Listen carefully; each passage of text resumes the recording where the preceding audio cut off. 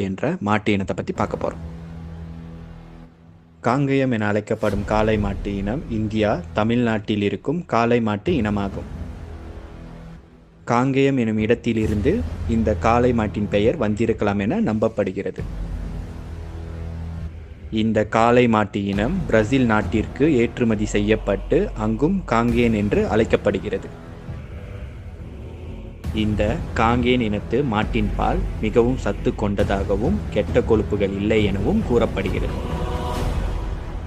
ஆனால் இந்த காங்கேயன் மாட்டு இனம் அதிகமான பால் கொடுப்பதில்லை.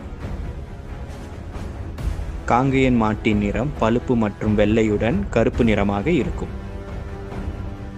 காங்கேயன் காளைகள் பார்ப்பதற்கு மிகவும் கம்பீரமான தோற்றத்தை உடையது.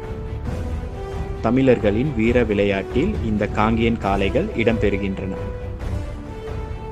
இந்த வீடியோ தமிழ்நாட்டில் உள்ள காங்கேயன்